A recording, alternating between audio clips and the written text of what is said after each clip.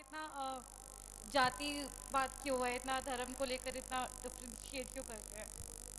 देखो ऐसा है, धर्म में कभी भेद नहीं होता, भेद धर्मियों के बीच होता है। मैं दोहरा रहा हूँ अपनी बात, धर्म में भेद नहीं होता, भेद धर्मियों में होता है। धर्म वह तत्व है जो हमें हमारे स्वरूप को उपलब्ध करने में सहायक बनता है, जो हमारी आध्यात्मिक उन्नति में कारण बनता है, जिसका आचरण करके हम अपने आत्म गुणों को प्रकट कर पाते हैं, वो धर्म है। और हर धर्म को मानने वाले लोग अपने अपने तरीके से रहते हैं। कई बार ये युवाओं के द्वारा प्रश्न आता है कि समाज में जाति, धर्म, संप्रदाय, इन सब के भेद को मिटा देना चाहिए और सबको मिटाकर एकमात्र मनुष्य मात्र को लेकर के चलना चाहिए। मैं समझता हूँ तुम्हारे पूछने का आशय भी कुछ ऐसा ही है। देखो, ये बातें सिद्धांततः ठीक दिखती है, लेकिन व्यवहारतः ठीक नहीं है। तत्वतः देखा जाए तो मनुष्य क्या, प्राणी मात्र एक है, किसी में कोई अंतर नहीं। जैन धर्म कहता है सभ्य शुद्धा हो शुद्ध नया, एक इंद्रिय, एक कीड़े मकोड़े से पेड़ पौधे से लेकर पशु पक्षी तक सबके अंदर एक ही आत्म तत्व है। ये सैद्धांतिक बात है, लेकिन व्यवहार व्यवहार से चलता है, व्यवहार में भेद करना पड़ता है। सारा संसार व्यवहार से ही चलता है। अगर हम सबको एक मान ले तो बड़ा गड़बड़ हो जाएगा। कितना भी एक हो फिर भी व्यवहार में भेद करना पड़ता है। अगर पत्नी और पुत्री को एक मान ले तो व्यवहार चलेगा क्या? पिता और पुत्र को या भाई को एक मान li, पति और पुत्र को एक मान लिया जाए तो क्या चलेगा? क्या नहीं चल सकता। इसलिए जो व्यवहार है वो व्यवहार की तरह चलेगा। जहाँ तक जातियाँ हैं, परंपराएं हैं, सबके अपने अपने विश्वास है, अपनी अपनी रीतियाँ, अपने अपने रिचुअल्स है, वो उसके अनुरूप जीते हैं। इन सबको एक में एक नहीं किया जा सकता। जिसके जो संस्कार है वही संस्कार चलेंगे। मैं तुमसे सवाल करना चाहता हूँ कि तुम एक जैन परिवार में पली बढ़ी, जैन संस्कार में ढली हुई युवती हो, और तुम्हारे बीच, तुम्हारे परिवार में एक ऐसा व्यक्ति हो जो मांसभक्षी हो, जिसके खान पान आचार की कोई मर्यादा ना हो, क्या वो तुम्हारे घर आए और वैसा आचार करे तो तुम उसे निभा पाओगे, उनके साथ रह पाओगे? बिल्कुल नहीं रह पाएंगे। तो एक करने का मतलब क्या है? अगर ऐसे एक कर दे तो सब खिचड़ी हो जाएगा। हमारे यहाँ ऐसी खिचड़ी बनाने की कोई व्यवस्था नहीं की गई। जिसकी जो भूमिका उसी भूमिका के अनुरूप रहना चाहिए। जातियाँ, परंपराएं जब तक सुरक्षित है तभी तक हमारी संस्कृति सुरक्षित है। जिस दिन जातियाँ विलुप्त हो जाएगी, परंपराएं विनष्ट हो जाएंगे, हमारे संस्कार नष्ट हो जाएंगे, और संस्कार नष्ट होते ही संस्कृति भी हमारी छिन्न भिन्न हो जाएगी। इसलिए इन्हें सुरक्षित रखें। जाति से खतरा नहीं है, खतरा जातीयता से होता है। संप्रदाय से खतरा नहीं, खतरा सांप्रदायिकता से होता है। तो हम जातीयता की भावना से ऊपर उठे। जाति और जातीयता में, संप्रदाय और सांप्रदायिकता में कुल इतना ही अंतर है। हम अपनी जाति के अनुरूप रीति रिवाज से जिए, ये हमारी जाति की भावना है, जाति का गौरव है। और मेरी ही जाति श्रेष्ठ है, बाकी सब अश्रेष्ठ है, ये जातीयता है। मैं अपने संप्रदाय के अनुरूप जीऊँ, उसे फूलने फलने का अवसर प्रदान करूं, ये हमारा संप्रदाय है। लेकिन अपने संप्रदाय के व्यामों में दूसरों के संप्रदायों को नुकसान पहुंचाऊं या नीचा दिखाने का प्रयास करूं, ये सांप्रदायिकता है। मैं अपने धार्मिक विश्वास के अनुरूप धर्म का पालन करूं, ये मेरा धर्म है। लेकिन मैं दूसरे धर्म और धर्मियों का अनादर करने लगूं, उनके साथ हिंसा मूलक व्यवहार करने लगूं, ये धर्मांधता है। समाज में जाति से कभी नुकसान नहीं हुआ, समाज का कभी संप्रदाय से नुकसान नहीं हुआ। धर्म ने समाज का सदैव कल्याण किया है। यदि नुकसान हुआ है तो जातीयता के कारण, सांप्रदायिकता के कारण और धर्मांधता के कारण। इससे हमें हमेशा बचना चाहिए। आगे। श्रीमती आशा जैन छावड़ा, हजारीबाग से, जल्दी जाएं। जल्दी। वहीं। और एक तैयार रहेंगे मंजू पटौदी पीठ खार से। महाराज जी नमस्ते। मेरा प्रश्न यह है कि घर में जो हम लोग प्रतिमाएं रखते हैं मार्बल ये इसके मेटल वगैरह की छोटी प्रतिमाएं जो बाजार में मिलती है वो रखना उचित है या नहीं? इसके बारे में मैंने एक बार बता दिया। हमारे तीर्थंकर की प्रतिमाएं पूज्य प्रतीक है। ये शोकेस में रखने की वस्तु या खिलौना नहीं। इन्हें घर में नहीं रखना चाहिए। बिना प्रतिष्ठा के कोई भी बिंब घर में रखना उचित नहीं। और जो घर में है तो उसे विसर्जित कर दीजिए। मंजू पाटौदी हो गया, आगे जल्दी से मंजू पटेल आ जाएं। तब तक महाराज श्री एक ऑनलाइन एक प्रश्न आया है, भूखे भजन न होए गोपाला, इसका क्या मतलब है? किसका है प्रश्न, ये बोलो। एक प्रतिमा अजमेरा इंदौर से प्रश्न कर रही हैं, भूखे भजन न होए गोपाला। ये एक कहावत है, भूखे भजन न होए गोपाला, ले ले अपनी कंठी माला। निश्चित तो भूखे भजन न होए गोपाला ये तो ठीक है। एक कहानी आई कि एक आदमी बड़ा भूखा था और संत के दर्शन हो गए। दर्शन होने के बाद संत ने उससे कहा कि भाई तुम अपना कल्याण करना चाहते हो तो भगवान की पूजा भक्ति करो। तो उसने कहा भूखा हूँ, पहले भोजन कराओ, क्योंकि भूखे भजन न होए गोपाला, बिना भूख खाए तो भजन हो नहीं सकता। संत दया से भर गए, उनने उनको भोजन करवा दिया। भोजन करने के बाद उससे कहा कि भैया आप भजन कर लो। बोला अभी तो रोटी खाए, पेट भर गया, अफरा हो गया, थोड़ा लेट लेने दो फिर भजन करेंगे। तो कभी भजन नहीं कर सकता। भूखे भजन न होए गोपाला एक सामान्य उक्ति है कि व्यक्ति के जीवन के लिए सबसे पहले निर्वाह की जरूरत है, तब वो अपने जीवन के निर्माण की बात करता है। मानव जीवन के इतिहास को जब हम पलटते हैं तो मनुष्य ने पहले अपने जीवन के निर्वाह की बात सोची, फिर जीवन के निर्माण के क्षेत्र में उसने कदम बढ़ाए। पशु पक्षियों में और मनुष्य में इतना ही अंतर है कि पशु पक्षी केवल जीवन निर्वाह तक सीमित रहते हैं, जबकि मनुष्य जीवन के निर्वाह के साथ निर्माण की प्रक्रिया में जुड़ता है। तो ये अपने जीवन का निर्वाह करो, पेट भरो। जीवन के निर्वाह के लिए पेट भरना जरूरी है, इसलिए भोजन करो, पर भोजन करने के बाद कम से कम भजन तो करो, और कदाचित भजन न कर सको तो भंजन तो न करो, इसमें भी जीवन का कल्याण होगा। मंजू पाटौदी तैयार रहे, कुमुद जैन। नमस्ते महाराज जी। हाँ, अधिकतर आदमी लोग बोलते हैं त्याग नहीं लेते हैं, लेकिन खाना जैसे रात में नहीं खाना है या बाजार का नहीं खाना है, जो भी है, लेकिन नियम नहीं लेते, तो इसका फल मिलता है कि नहीं? उनसे ये पूछो कि तुम अपना रुपया बैंक में रखते हो और मालूम है महीना 2 महीना नहीं निकालना, तो एफडी क्यों करते हो? रखे रहने दो बैंक में। समझ गए? बैंक में रुपया रखते हो तो आपको इंटरेस्ट कब मिलता है? जब एफडी करते हो तब, कि बैंक में रुपया रख देते हो तब? हाँ, ये इन लोगों से पूछना है। क्यों? शांति।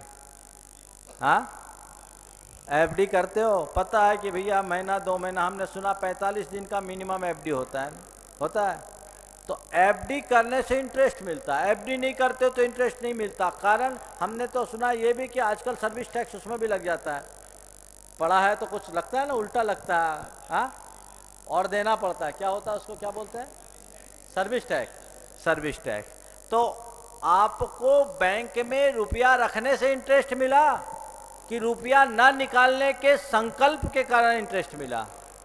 न निकालने। हाँ, फिक्स डिपॉजिट कर लिया कि इतने दिन में रुपया नहीं निकालूंगा, तो भैया पाप से बचना चाहते हो, जो चीज़ नहीं खाते, नहीं करना है, तो उसको प्रतिज्ञा पूर्वक छोड़ दो, तो तुम्हारे जीवन का कल्याण होगा, लाभ भी मिलेगा। अन्यथा केवल बातें ही बातें रह जाएगी।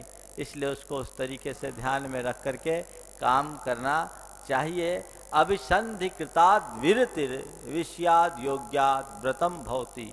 जब तक हम किसी को अभिप्राय पूर्वक नहीं छोड़ते तब तक व्रत नहीं कहलाता, वो अव्रत है। इसलिए जो चीज नहीं लेते, जिस चीज का सेवन नहीं करते, सेवन करने की इच्छा नहीं है, संभावना नहीं है, त्याग कर दो। इसी त्याग में तुम्हारा व्रत होगा और कल्याण होगा। कुमुद जैन आ जाएं, वो तैयार रहें, प्रिया जैन सरिया।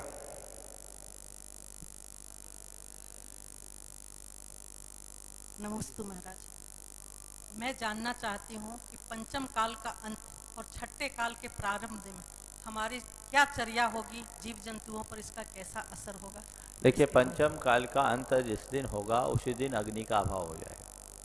मनुष्य 1 हाथ का 1.5 हाथ का होगा और उसकी प्रवृत्तियाँ पाश्विक हो जाएगी और वह पशुओं की भांति नग्न विचरण करेगा, कच्चे मांस को खाएगा, कंद मूल खाएगा, बिलों में रहेगा, गुफाओं में रहेगा। शक्ल मनुष्य की होगी और जीवन पशुओं जैसा होगा। ये पंचम काल के अंत के बाद छठे काल की चर्या है। उसके बाद आगामी उत्सर्पणी का जो दुखमा काल होगा उसमें भी यही व्यवस्था होगी। और उस दुखमा काल के बाद जो 5वां काल जिसको आप लोग बोलते हैं उधर का दूसरा दुखमा काल होगा, उसमें भी धीरे धीरे यही व्यवस्था होगी। और उसके आखिरी 1000 वर्षों के दौरान 14 कुलकर उत्पन्न होंगे, जिससे मानव सभ्यता का विकास होगा।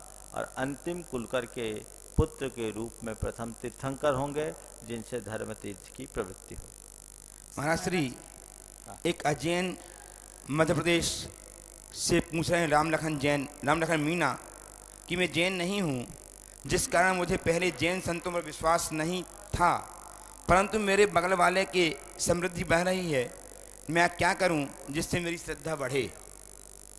क्या बोला? तुम्हारा प्रश्न समझ में नहीं आया। मैं जैन नहीं हूं, जिस कारण मुझे पहले जैन संतों पर श्रद्धा नहीं थी, परंतु मेरे बगल वाले की समृद्धि बह रही है, मैं क्या करूं जिससे मेरी श्रद्धा बढ़े? देखिए, निश्चित आप जन्मतः जैन न होने के कारण जैन मुनियों के स्वरूप से अनभिज्ञ रहे, और जैन मुनियों के स्वरूप से अनभिज्ञ रहने में के कारण अगर आपके अंदर श्रद्धा नहीं रही तो ये बहुत बड़ा दोष नहीं है। स्वरूप को जानने के बाद श्रद्धा जग गई, ये आपका सौभाग्य है। जहाँ तक सवाल समृद्धि का है, ये समृद्धि बाहर की है, समृद्धि किसी की भी बढ़ जाती है। बाहरी समृद्धि को देखकर आप अपने जीवन के बारे में मत सोचें। धर्म हमें समृद्धि दे या न दे, संतुष्टि जरूर देता है। धर्म प्रत्यक्षतः समृद्धि नहीं देता, धर्म प्रत्यक्षतः संतुष्टि देता है। यदि आपने जैन मुनियों के संसर्ग पाए, उनके प्रति आपकी श्रद्धा है, तो उनके स्वरूप को जानो। देखो कि जैन मुनि अपने जीवन में आई हुई बड़ी बड़ी विषमता को कितनी प्रसन्नता से झेलते हैं, कितनी स्थिरता से सहन करते हैं, और उनसे एक प्रेरणा लो कि जीवन में आने वाले उतार चढ़ाव में मुझे ठहराव रखना है, स्थिरता रखना है और अपने जीवन को आगे बढ़ाना है। पथ की प्रत्येक विषमता को मैं क्षमता से स्वीकार करूँ का भाव अपने मन में जगाना ही सच्चे अर्थों में जैन धर्म और जैन मुनियों का अनुयायी बनना है। तो आप इसे देखिए, बाहर की समृद्धि नहीं है। समृद्धि पुण्य के योग और अनुकूल संयोगों के मिलने पर होती है, पर इस पर आप ज़्यादा मत सोचें, क्योंकि समृद्धि तो एक वेश्या की भी हो जाती है, एक व्यभिचारी के पास भी देखी जाती है, एक चोर, तस्कर, बेईमान, भ्रष्टाचारी व्यक्ति भी समृद्धि पा जाता है। लेकिन बाहरी समृद्धि मनुष्य को भीतर से खोखला बना देती है। इसलिए इस बाहरी समृद्धि को अनदेखा करना होगा, धर्म के मूल मर्म को समझना होगा, और इन 2 पंक्तियों को सदैव अपने जेहन में उतार के रखना होगा। होकर सुख में मग्न न फूलूं, दुख में कभी न घबराऊं, इष्ट वियोग अनिष्ट योग में सहनशीलता दिखलाऊं, तो आप निश्चयतः अपने जीवन में आनंद ले सकोगे, जीवन के सार को प्राप्त कर सकोगे। प्रिया जैन सरिया तैयार रहें। अभय जैन कल्याण मुंबई से तैयार रहेंगे, आ जाए मेरे पास। हाँ, चलिए नमोस्तु महाराज जी। यहीं से पूछेंगे। बोलो। महाराज जी, हींग भक्ष है या अभक्ष है? हींग को अभक्ष नहीं कह सकते। हींग और हिंगड़ा 2 चीज़ें हैं। मैं जब पिछली बार उत्तर प्रदेश की तरफ गया तो वहाँ से हाथरस जाना हुआ। हाथरस में हींग के प्रोसेसिंग के बड़े बड़े प्लांट्स लगे हुए हैं। तो संयोगतः रतनलाल जी बेनाड़ा भी वहाँ आए हुए थे। मैंने कहा आप चला थोड़ा जाकर देखो, कुछ जैन भाई भी इस व्यापार से जुड़े हुए हैं। पुराने ज़माने में चमड़े की मशक के अंदर हींग आता था, आजकल वैसा नहीं है, उसके पैकेजिंग की अलग व्यवस्था हो गई। और उस व्यवस्था के तहत जो हींग आता है उसमें हिंगुड़ा सूखा होता है, हींग गीला होता है। उनने अपने जिज्ञासा समाधान में इसका पूरा विवरण भी छापा है, उससे आप लोग पढ़ सकते हो। तो ये हिंगड़ा लेने में कोई दोष नहीं है, व्रती लोग हिंगड़ा ले सकते हैं। हींग गीला आता है और उसकी प्रोसेसिंग में थोड़ा सा दोष दिखता है, तो वो बात अलग है। हिंगुड़ा एक औषधि है, व्रती लोग भी इसका सेवन करते हैं। श्री अभय जैन कल्याण मुंबई से, और तैयार रहेंगी रेखा जैन होशंगाबाद।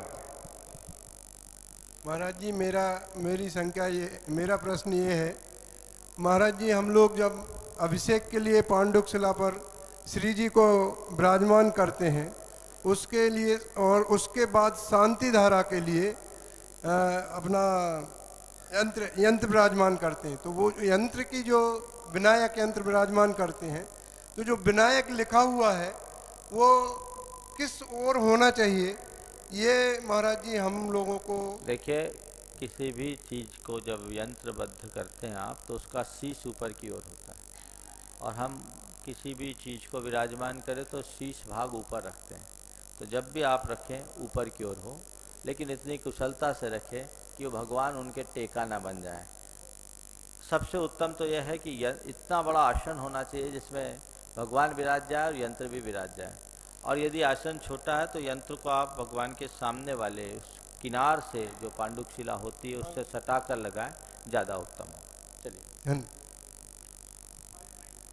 रेखा जैन होशंगाबाद वहीं से।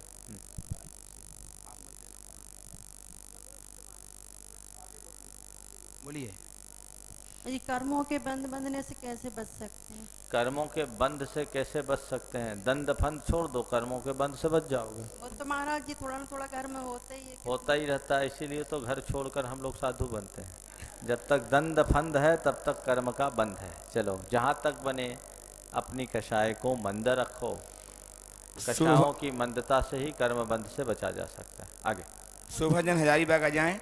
उसके पहले महाराज जी निर्मल पारेख जोधपुर से ऑनलाइन प्रश्न कर रहे हैं कि संसार में जीव कब आया और किस रूप में आया? जब से संसार है तब से जीव है, और जो वर्तमान रूप हम जीवों का देख रहे हैं ये रूप अनादि का है, इसलिए संसार का भी ये रूप अनादि से। आगे शोभाजन हजारीबाग नहीं है। बार बार एक व्यक्ति का नाम नहीं लिया जाएगा, जिसका एक बार नाम उच्चारित किया जाए बुला लीजिए, और नहीं तो फिर छोड़िए। रुक्मणी सेठी हजारीबाग। चलो आगे। महाराज श्री, एक ऑनलाइन क्वेश्चन और, लोग बोलते हैं कि दूसरे के गुणों की तारीफ करनी चाहिए और दूसरों के दोषों को छिपाना चाहिए, लेकिन कैसे गुणों की तारीफ करें? कृपया समाधान दें। दीपिका जैन कानपुर ने अपनी समस्या प्रकट की है। देखिए, दूसरों के गुणों की तारीफ करे और दोषों को छिपाए। आपने पूछा है कैसे गुणों की तारीफ करें। गुण किसको बोलते हैं? जिसमें अच्छाइयों की सदैव तारीफ करनी चाहिए। और गुण की जाति नहीं होती, गुण में सदैव अच्छे होते हैं। बुराइयां अनेक प्रकार की होती है, पर अच्छाई एक ही तरह का होता है। अंधेरा 10 दिशा से आता है, पर उजाला तो पूरब से ही होता है। तो अच्छाई है, अच्छाई को अच्छाई की तरीके से देखना चाहिए। जिसमें जो गुण हो उसकी तारीफ करो, जो गुण ना हो उसकी तारीफ ना करो। सामने वाले के मुंह पर प्रशंसा करो या ना करो, पीठ पीछे प्रशंसा जरूर करो। लोग मुंह पर तो प्रशंसा कर देते हैं और पीठ पीछे गालियां देते हैं। ये पृष्ठ मांस सेवी व्यक्ति कहलाते हैं। ऐसी दुष्प्रवृत्तियों से अपने आप को बचाना चाहिए। और जहाँ तक बने, हम लोग रोज़ बोलते हैं दोष वादे च मौनम, तो किसी के भी दोष कहते समय मौन की उक्ति को चरितार्थ करना चाहिए। आगे। हाँ, नमस्ते महाराज। बोलिए। नमस्ते महाराज, मैं पूछ रही थी, मेरा प्रश्न ये है कि मैं कौन सा ऐसा पुण्य की थी जो आप जैसे महाराज की बड़ी माँ बनी है। सुनो हमको गर्व है महाराज। सुनो बताता हूँ। बड़ी माँ जब बने तब महाराज नहीं थे, नहीं, गृहस्थ अवस्था। और महाराज बने तब बड़ी माँ नहीं। गृहस्थ अवस्था। तो किसी के पुण्य से कोई महाराज की बड़ी माँ और माँ नहीं बनी। जो बना उसका पुण्य जगह, इसलिए वो महाराज की माँ या बड़ी माँ कहलाने लगी। समझ गए? चलो आगे। पीके जैन कल्याण मुंबई। पीके जैन कल्याण मुंबई। महाराज श्री, एक लड़की जो 8 वर्ष की है, कुमारी नेहल जैन, उन्होंने पूछा है कि मैं नाम नहीं लिखा। हाँ चलो बोलो। मैं सेंट पैट्रिक स्कूल में पढ़ती हूँ, जो कि क्रिश्चियन स्कूल है। वहाँ प्रार्थना और गीत क्रिश्चियन भावनाओं की होती है, भगवानों की होती है। तो मैं जैन होकर के और धर्मों के भगवानों की जय नहीं कर सकती। ऐसी स्थिति में मैं क्या करूँ? देखो, स्कूल में जो प्रार्थनाएं होती है अब वहाँ के एक नियमावली के अनुरूप होती है। चाहिए तो ऐसा कि हम अपने बच्चों को ऐसे शिक्षण संस्थानों में दाखिल कराएं जहाँ उनको पूरे मौलिक संस्कार मिल सकर, उनमें किसी प्रकार का भटकाव ना आए। आज इस तरह के शिक्षण संस्थाओं का दुष्परिणाम ये हो रहा है कि बच्चे प्रणाम करने का तरीका ही भूल गए। मैं एक प्रसंग आपको बताऊं, आज से बहुत पहले की बात है, 1995 में हम भोपाल में थे। वहाँ धूप दशमी के दिन लोग सब मंदिरों के दर्शन करते हैं। भोपाल में काफ़ी तादाद में जैन है, लगभग 70-80 हज़ार की संख्या है जैनों की। तो लाइन लगी थी सुबह से। वहाँ के एक VHEL के बड़े अधिकारी थे, वो हमसे जुड़े हुए थे। उनका परिवार आया और उनके साथ एक 17-18 साल का लड़का भी था। वो मुझे देखे तो ऐसे देखे जैसे कोई अजूबा देख रहा है, अजूबा देख रहा है। मैं उसकी तरफ देखा, बोले कौन लड़का है, शायद पहली बार किसी मुनि महाराज को देखा। तो उनके पिताजी ने बोला, बेटे ये अपने मुनि महाराज जी हैं, महाराज जी इनको प्रणाम करो। कोई प्रतिउत्तर नहीं। फिर बोला, बेटे मुनि महाराज है, इनको प्रणाम करो। तीसरी बार बोला तो बमुश्किल जेब से हाथ निकाला, यह प्रणाम किया इस स्टाइल में। तो उसके पिताजी ने बोला, महाराज जी दोष इस बच्चे का नहीं, दोष मेरा है।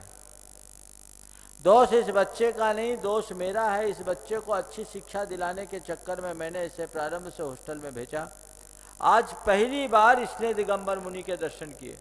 इससे पहले मैं जहाँ पदस्थ था हरिद्वार में और अन्य स्थानों में, BHEL के उच्च अधिकारी थे, बोले वहाँ मुनि महाराज कभी मिले नहीं।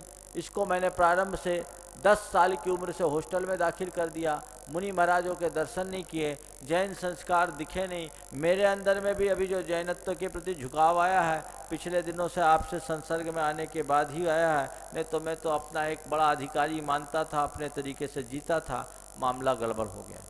तो बंधुओं, ये है संस्कार। जैसे माहौल में बच्चा रहेगा उसके अंदर वैसे संस्कार आ जाएंगे। इसलिए माँ बाप को चाहिए कि बच्चों के अंदर अच्छे संस्कार भरे। ऐसे स्कूल में ही भेजना पसंद ना करें जिनमें केवल अच्छी शिक्षा हो। ऐसे स्कूल का चयन करें जिसमें शिक्षा के साथ अपने मूलभूत भारतीय संस्कार हो। आजकल बच्चे गुड मॉर्निंग बोलते हैं अपने माँ बाप को, प्रणाम करना भूल गए। संस्कार कहाँ से आएगा? तो संस्कार आपको डालने होंगे। और उस बच्ची से मैं कहता हूँ, निश्चित उसके अंदर संस्कार है, तभी उसने 8 वर्ष की उम्र में ये प्रश्न पूछा है। ऐसी घड़ी में अगर वहाँ असेंबली में खड़ा भी होना पड़ता है, चुपचाप नमोकार मंत्र पढ़ते रहो। लोग तुम्हारी आवाज़ तो सुन नहीं रहे, तुम्हारा बेड़ा पार हो जाएगा। चलिए, तैयार रहेंगे श्रीमती जयश्री बहन भरत भाई शाह, अहमदाबाद। नमोस्तु महाराज जी, नमोस्तु नमोस्तु नमोस्तु। मेरा प्रश्न ये है कि श्री जिनवाणी माता हमारी अनेकांतमयी है, फिर भी हमारे अध्यात्म और सिद्धांतों पर बहुत विवाद खड़ा होता है, आपस में यहाँ तक कि लड़ाइयाँ तक हो जाती है। ऐसा क्यों? जिनवाणी में विवाद नहीं है। जिनवाणी में विवाद नहीं, अनेकांतमयी क्यों होता है? सुनो, जब लोग शब्द को पकड़ते हैं, शब्द का आशय नहीं पकड़ते तो विवाद होता है। जिनवाणी कहती है शब्द नहीं, शब्द के आशय पकड़ो। समझ गए? जिनवाणी में जो कुछ भी वर्णित है वो विवक्षा भेद से है, लेकिन लोग उसको नहीं समझते तो मामला उलझ जाता है और गड़बड़ हो जाता है। इसलिए जो हो उसको उस अनुरूप करने की कोशिश आप सबको करनी चाहिए। जैसे मैंने आपको बताया, देखो चांद कितना सुंदर है, और इशारा किया कि चांद कितना सुंदर है। ये सुन करके कोई व्यक्ति चांद की तरफ नजर करे और उसकी सुंदरता का क्या हो रहा है? चांद की सुंदरता का आनंद ले, तब तो हमारा इशारा उसके लिए, हमारा इंगन उसके लिए सार्थक है। वो चांद की तरफ देखने की जरा मेरी उंगली पकड़ ले, उसको हम क्या कहेंगे? मैं कहता हूं भैया उंगली छोड़। कैसे छोड़ दूं? इसी ने तो मुझे चांद को बताया है। तो आज ऐसा ही है, जो व्यक्ति शास्त्र को के आशय को पकड़ते हैं वे शास्त्र के सार को पाते हैं, और जो केवल शास्त्र को पकड़ कर बैठ जाते हैं उनका शास्त्र ही शस्त्र बन जाता है। चलिए श्रीमती नमोस्तु महाराज। जयश्री भाई आ जाएं, तैयार रहेंगी चंद्रकला जी पाठ ही रांची। नमस्ते महाराज जी, मेरा प्रश्न है कि हमें आपको गुरु बनाने का है तो क्या विधि करनी चाहिए, और आप तो विहार में चले जाते हैं, हम हर रोज मिलते नहीं, तो क्या करना चाहिए? देखो, गुरु बनाया नहीं जाता, शिष्य बना जाता है, समझ गए, है ना? हम तो जैसे हमने अपने गुरु के चरणों में अपने आप को समर्पित कर दिया, गुरु के चरणों में आप समर्पित हो जाइए, गुरु आप पा जाओगे।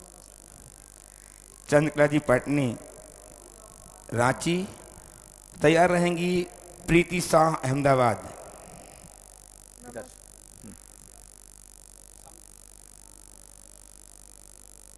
नमस्ते महाराज श्री, मानसिक तनाव को दूर करने के लिए उपाय बताएं। मानसिक तनाव को दूर करने के लिए उपाय बताएं। आप तनाव में तो नहीं दिख रही है, क्या पूछ रहे हैं? सबके लिए पूछ रहे हैं, बहुत अच्छा प्रश्न है। इनका प्रश्न सबके लिए होता है। एक्चुअली आजकल बहुत ज्यादा तनाव रहता है सबको, बिल्कुल बच्चों ठीक को, है। बड़ों देखो, सबसे पहली बात, तनाव क्या है और तनाव कब होता है? जब परिस्थिति और मनस्थिति के बीच में असंतुलन होता है तब तनाव होता है। परिस्थितियां कुछ होती है और हमारी मनस्थिति कुछ होती है। हम चाहते कुछ है और होता कुछ है तो दिमाग में टेंशन आ जाता है। तो तनाव की जड़ है परिस्थिति और मनस्थिति में उत्पन्न असंतुलन।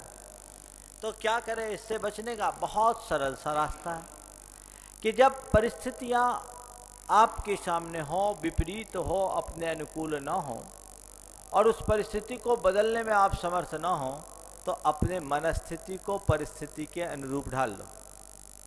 मनस्थिति को बदल लो, परिस्थिति बदल जाएगी। आपके मन का तनाव ठीक हो जाएगा।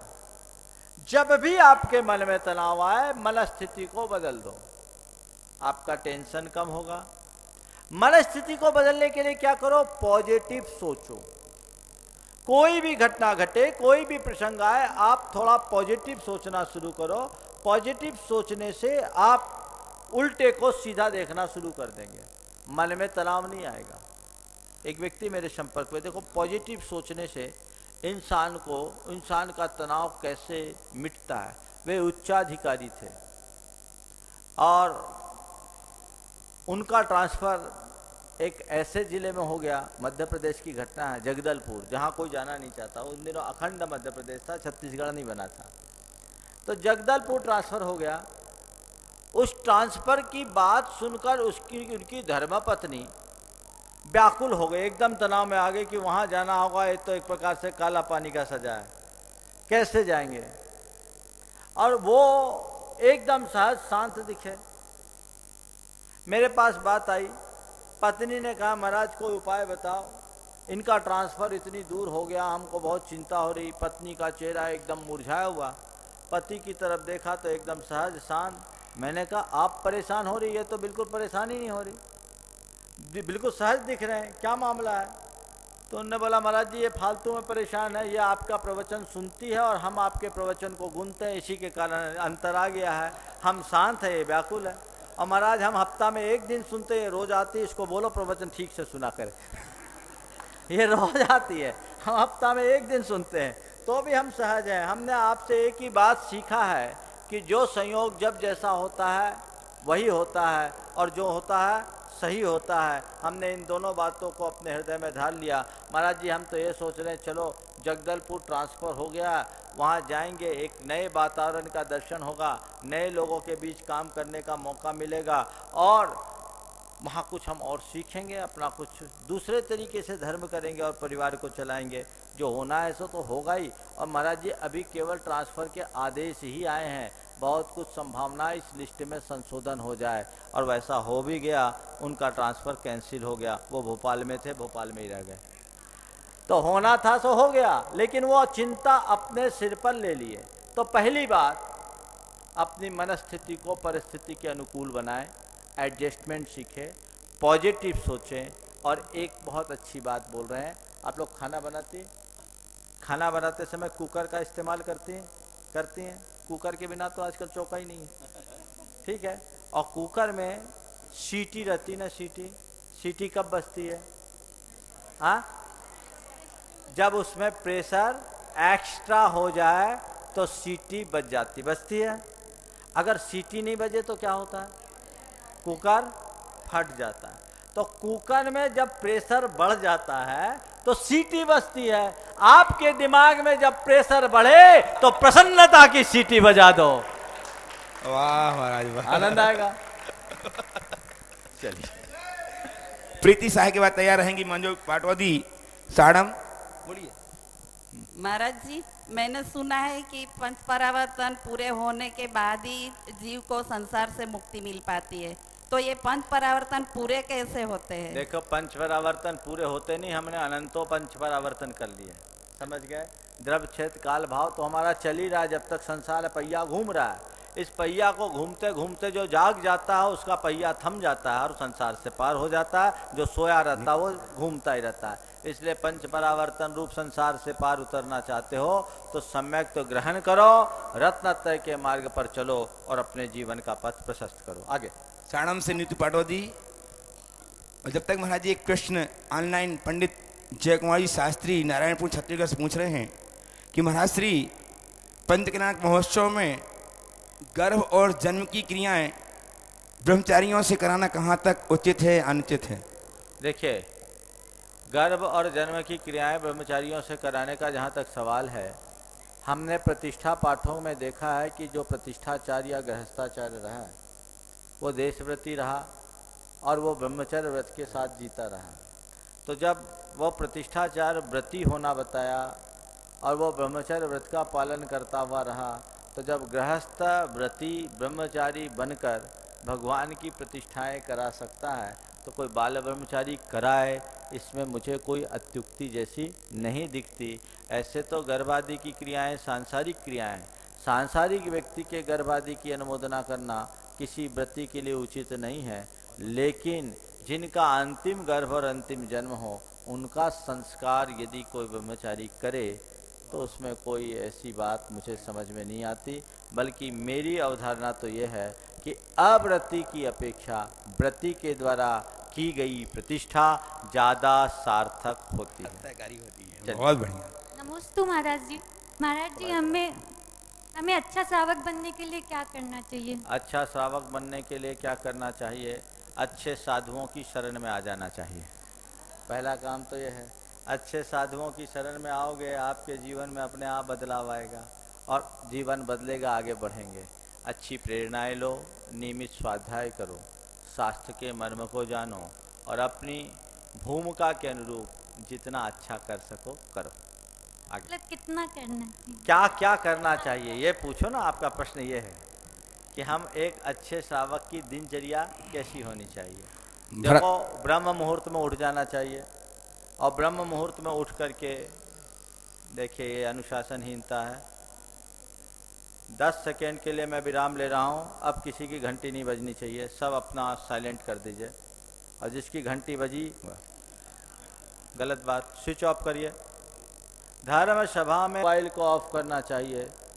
इतने बरस हो गए सुनते हुए, 8 महीना से तो मैं शंका समाधान में 8 बार तो बोल ही दिया हूँगा, लेकिन ये तुम लोग सुधरने वाले नहीं हो। आदत सुधारो। सबके बंद हो गए? अच्छा श्रावक बनना है ना, इसलिए बोल रहा हूँ, ठीक है ना। तो अपनी दिनचर्या ब्रह्म मुहूर्त में उठकर नित्य क्रियाओं से निवृत्त होने के उपरांत सामायिक करना चाहिए, फिर कुछ पाठ करना चाहिए। सामायिक और पाठ से मन में स्थिरता आती है। फिर अपनी सुविधानुसार अन्य क्रियाएं करके देव पूजन प्रत्येक गृहस्थ को करना चाहिए। थोड़ा सा स्वाध्याय करना चाहिए। साधुओं का समागम हो तो उन्हें आहार दान देने का प्रयास करना चाहिए। समय समय पर अपनी शक्ति और परिस्थिति के अनुरूप व्रतों का पालन करना चाहिए। संयम भी कुछ न कुछ अंश में रखना चाहिए।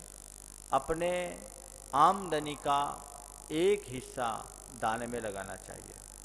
देव पूजा, गुरुपास्ति, स्वाध्याय, संयमस्तपः दानम चेति गृहस्थानाम सत्कर्माणि दिने दिने। इन 6 कर्मों को किसी न किसी रूप में करने वाला श्रावक सुश्रावक कहलाने का अधिकारी बनता है। आगे भरत भाई साहब तैयार हैं कुमुद जैन सरिया। नमस्ते महाराज हो जी। गया कुमुद का तो उनका हो गया। नमस्ते महाराज जी। जैन दूसरा। धर्म अनुसार यज्ञ करना योग्य है क्योंकि उसमें बहुत हिंसा होती है। यज्ञ करना का मतलब यज्ञ बोलते पूजा को, समझ गए। हिंसा मूलक यज्ञ का जैन धर्म में निषेध है, अहिंसक पूजन का निषेध नहीं है। यज्ञ में जो घी डालते हैं, यज्ञ में घी, शुद्ध घी डालो, लिमिटेड घी डालो, जरूरत से ज्यादा मत डालो, समझ गए। हवन बोलो आप, यज्ञ की मतलब हवन, हाँ। हवन का निषेध हवन नहीं योग्य है। है। हवन का विधान मिलता है और इस हवन का आदि पुराण में भी उल्लेख मिलता है, लेकिन इसकी समिधा शुद्ध होनी चाहिए, उसमें जीव जंतु नहीं होनी चाहिए, कम से कम अग्नि का उपयोग करना चाहिए, धूप भी अत्यंत शुद्ध होनी चाहिए, उसकी अन्य सामग्री भी शुद्ध और निर्बद्ध होना चाहिए। इस रीति और विधि से यदि आप हवन करते हैं तो कोई दोष नहीं। अंबर जैन सरिया, अंबर जैन सरिया तैयार रहेंगे। निरंजन कल्याण मुंबई। जल्दी जल्दी करिए।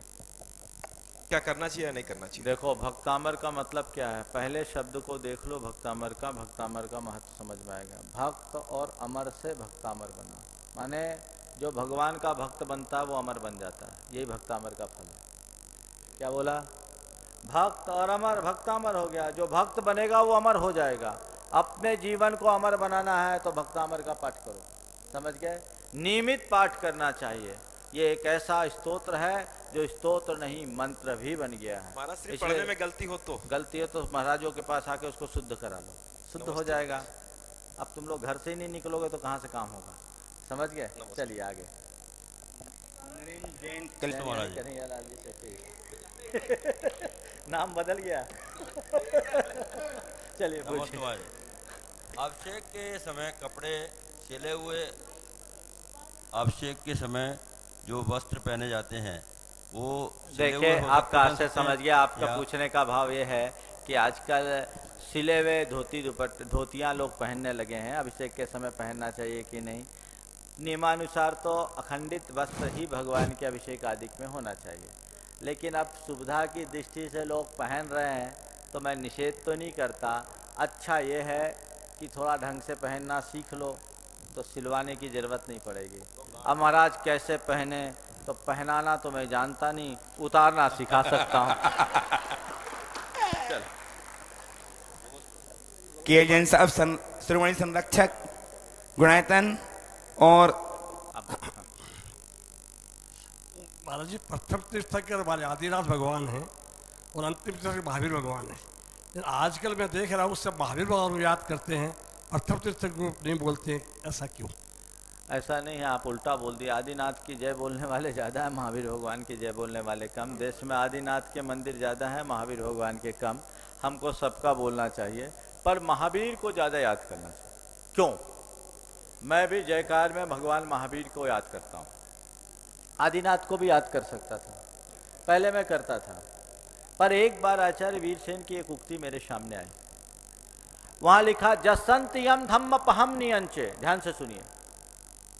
जसंत यम धम्म पहम नियंचे तसंत यम बेनयम पहुज कायेन वाचा मनसेन नित्यम सक्कार ये तम सिर पंचमेन। उन्होंने कहा जिससे तुमने धर्म का पथ सीखा उसके चरणों में हमेशा विनयावनत रहो, काय से, वचन से और मन से। सक्कार ये तम सिर पंचमेना, सिर झुका के पंचमांग से उनका सत्कार करो। क्यों? उनसे तुमने धर्म सीखा। आदिनाथ हुए किसने बताया? भगवान महावीर ने। आज हमारे पास जो तत्व ज्ञान मिला है वो किसकी कृपा से, किसकी कृपा का प्रसाद है? भगवान महावीर स्वामी का। इसलिए भगवान महावीर को जरूर याद करना चाहिए। मैं आप लोगों से भी कहना चाहता हूं, और जितने लोग इस कार्यक्रम को में शामिल होने वाले हैं होते हैं उनसे भी मैं ये कहना चाहता हूं कि आप किसी भी तीर्थंकर की पूजा आराधना करो, एक अर्घ भगवान महावीर को जरूर चढ़ाओ और भगवान की मोक्ष स्थली पावापुर में जाकर अपना शीश जरूर झुकाओ, क्योंकि वो हमारे शासन नायक, उनके शासन में हम जी रहे हैं। हमारे आराध्य 24 के 24 तीर्थंकर समान हैं, लेकिन महावीर भगवान हमारे सबके नज़दीक हैं। इसलिए महावीर को अपने दिल में बसाकर रखना चाहिए। महेंद्र जी कटारिया आए और श्री महाराज को श्रीफल भेंट करें। बीच में दोनों को सकम जी बीच से आए और महावीर श्रीफल है कहाँ से? नमोस्तु कर लो। नमोस्तु करके आशीर्वाद लेंगे। आइए पदम जी आशीर्वाद दीजिए और तैयार रहेंगे। शकुंतला जी सेठ हजारीबाग साथ ही तैयार रहेंगी। एक प्रश्न मेरे पास पूना से आया है, मंजू अजमेरा करके, यहाँ उपस्थित है क्या? नहीं है, पर्ची मेरे पास आई है कि मेरी सासू जी की याददाश्त चली गई है।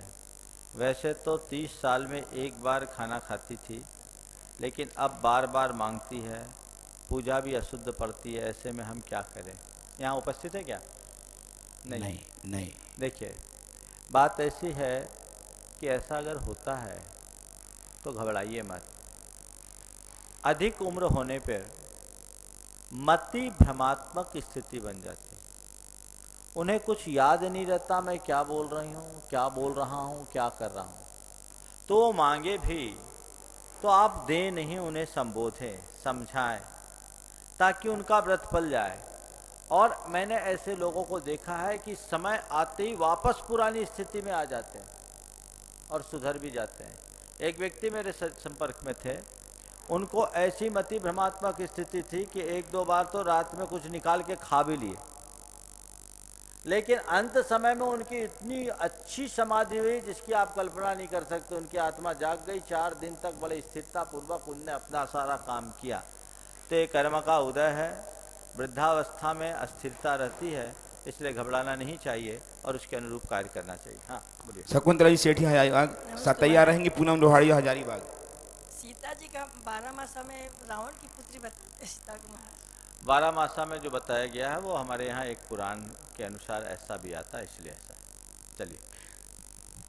सिद्धि सरिया तैयार रहेंगी। सिद्धि सरिया। महाराज जी, हमें अपने मन को एकाग्र करने के लिए क्या क्या करना चाहिए? मन को एकाग्र करने के लिए क्या करना चाहिए, ये प्रश्न कई बार आता है।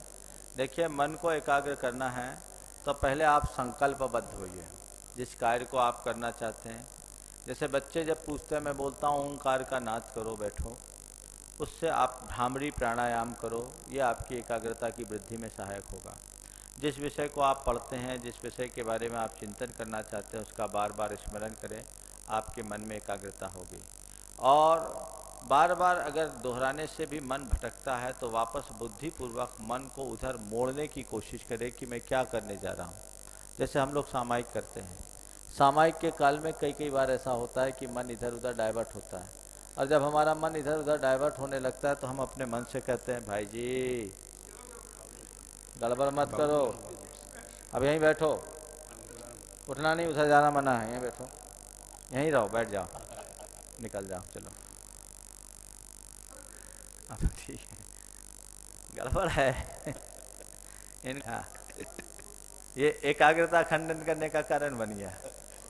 तो मैं कह रहा था सामायिक वगैरह करते समय मन भागता है तो हम लोग मन को वापस लौटाते, कहते नहीं अभी सामायिक कर रहे हैं, सामायिक करो, तुम्हारी बात बाद में सोचेंगे, इस काम को हमें अच्छे तरीके से संपन्न कर लेने दो। मन लौटता है, फिर उसके प्रति हम और अपनी रुचि को बढ़ा लेते हैं तो हमारे मन में स्थिरता आ जाती है। तो एकाग्रता बढ़ाने के लिए जिस कार्य में आप एकाग्र होना चाहते हैं, अपनी रुचि को गहरी बनाइए, संकल्पबद्ध होइए, स्थिरता पूर्वक काम कीजिए, स्थिर आसन से बैठिए, तब आपकी एकाग्रता बढ़ेगी। आगे चलिए। रिद्धि सिद्धि तैयार रहेंगे। बाबूजी बहुओं की प्रतिभा के धनी श्री महावीर प्रसाद जी तैयार रहेंगे। नमस्ते महाराज जी। महाराज जी 84 लाख योनि में हमें मनुष्य गति कितने बार प्राप्त होती है? 84 लाख योनि में मनुष्य गति कितनी बार प्राप्त होती है? अनंतों बार प्राप्त हो चुकी है, एक बार नहीं। लगातार कोई जीव मनुष्य से मनुष्य बनता है तो 48 जन्म से ज़्यादा नहीं बन सकता। चलो तैयार रहेंगी मंजू पी के जन कल्याण। मंजू पी के जन माइक मुनिराजों के बिहार के समय भावना ये रहती कि उनके साथ चलें और कुछ ज्ञान प्राप्त करें, लेकिन जब आदमी असमर्थ हो जाता, चल नहीं सकता है, वैसी स्थिति में वो कैसे चले और गाड़ी में चले तो उसका क्या लाभ मिल सकता है? देखो, आप लोगों को पंचम काल की रिद्धि है, समझ गए? पंचम काल में एक रिद्धि है, वो मुनियों को नहीं होती, गृहस्थों को होती है। उसका नाम है वाहन रिद्धि। उसमें विराजो और काम करो, जैसा अभी करके आए हो। चलो आगे, नेक्स्ट। हाँ। कुसुम पाटवादी, जल्दी से जाएं। नमस्ते महाराज जी, हम श्रावकों के लिए भाव पूजा उचित है या नहीं? श्रावकों के लिए भाव पूजा कर सकते हैं, मैं तो कहता हूँ भाव सहित पूजा करो, इसी का नाम भाव पूजा है, समझ गए? चलिए। छोटी सी बिटिया सृष्टि जैन, जल्दी आ जाओ बेटा, एक क्वेश्चन कर रही है महाराज। नमस्ते महाराज जी, मेरा प्रश्न ये है कि मैगी क्यों नहीं खाना चाहिए? मैगी अशुद्ध पदार्थ है।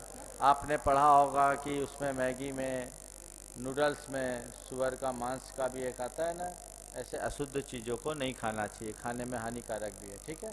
नहीं खाना। तैयार रहें। जबलपुर से सरोज जैन।